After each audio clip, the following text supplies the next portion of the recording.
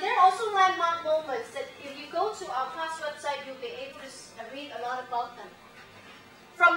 When people moved from the protection of Star Ferry movement to the Queen's Pier movement, what they did was they started from Star Ferry in Chusachoi, go on a boat all the way and landed at Queen's Pier as a continuation of the movement, moving from Star Ferry to Queen's Pier. And that was January 21st, 2007. And Valentine's Day, they have a participatory planning session, consolidated a plan. And on March 18, different communities affected by urban renewal also marched together with people protecting the Queen's Pier to demonstrate solidarity and connection between projects affecting public space as well as communities. And the government stopped the use of the pier on April 26th, and this is the day they decided to start living in the pier. And on May 9th, the action research resulted in a lot of very important understanding of the history of Queen's Pier, and the people in the movement presented their action research results to the Antiquities Advisory Board, and the Antiquities Advisory Board decided to grade Queen's Pier Grade 1 historical site. So it's not out of the blues that it happened. It's because a lot of people did extra research to justify grading Queen's Pier Grade 1. And on the same day, Michael Soon wanted to ask the LegCo for money to demolish the pier.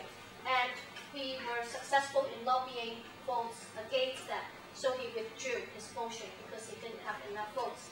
And the second time he did that, Mr. Donald Dunn, the chief executive, did the lobbying himself, and he got the 3 votes from us. And those people who went to the toilet and pretended to be sick and cried.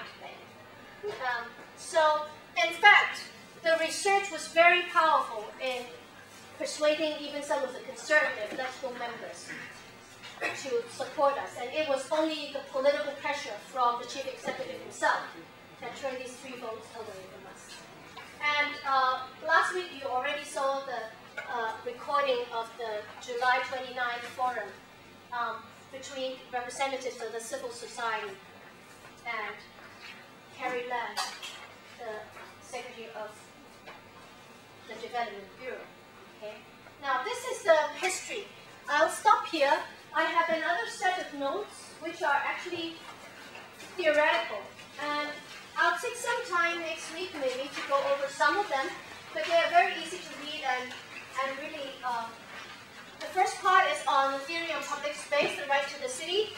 The second part is actually on the debate on heritage policy reform in Hong Kong. The third part is what... 司徒老師咧，即係講嘢係好有感染力嘅。咁我哋即係聽完佢1個鐘頭之後咧，你都會即係好認同我碼頭做嘢啦，可能咁有時喺一個有感染力嘅一個運動嘅領導嘅背後咧，其實佢需要一啲嘅紮實啲嘅研究啦，未必係好紮實，未必係去到即係學術層次嘅紮實，但係一啲認真嘅研究啦。咁我基本上而家係重新講佢頭先講過嘅嘢一次嘅咁滯，但係我當然講唔到咧，因為如果要講嘅話，可能我講5、6個鐘未講完，因為佢濃縮咗1個鐘嘅嘢，其實我哋可以變做好詳細咁去講。我哋用咁我就會喺呢度攞2個例子去講司徒老師嘅講法嘅背後咧，我哋點樣去做嗰個推演嘅過程啊？咁我預備咗一個我嘅推演過程咧，就其中一個嚟嘅，就最尾嗰2版，最尾2張紙啊。咁呢個係第一個例子嚟嘅咁樣，第一個例子，咁第二個例子咧就我會齋噏嘅咁樣。一陣間如果大家要嘅話，可以翻嚟。同埋我諗我唔講乜理念嘅，而家係我講技術嘅問題。即係如果大家要進入呢個議題嘅話咧，我哋點可以從即係有咩技術或者有啲咩地方我哋可以學識啊咁樣。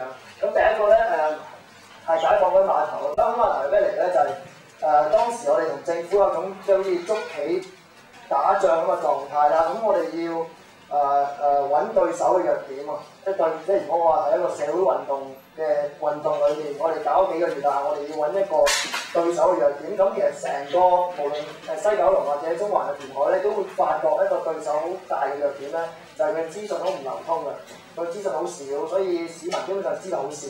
咁如果你能夠令到市民知道多啲咧，咁對你嘅運動係有幫助嘅，因為一來即係雖然佢未必同皇后碼頭插唔插直接相關，但係其實佢係如果我哋將皇后碼頭擺喺成個第3期填海嘅起啲乜嘢同埋拆啲咩嗰個大嘅圖畫裏面咧，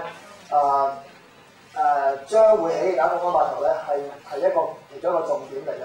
所以如果我哋講得清楚呢個到底一個乜嘢嘅碼頭嚟嘅咧，對我哋有一啲嘅間接嘅幫助，各樣啦。咁所以咧就進入咗呢個即係我哋去探討呢個解放軍碼頭到底咩嘅過程嘅。咁其實我哋一路都唔知嘅，其實我哋一路由12月開始就同普通嘅你哋一樣咧，都係睇住政府嗰啲嘅文件啦，嗰啲俾市民睇嗰啲宣傳單張啊。喺啲宣傳單張裏面咧，你基本上係唔會見到有解放軍碼頭嘅呢一個跡象噶嘛。因為正如頭先，譬如司徒老師俾大家睇咁樣啦，譬如呢張啦，佢話環港於民咁樣，大家有冇留意到呢個係呢個天馬流嚟啦，係咪？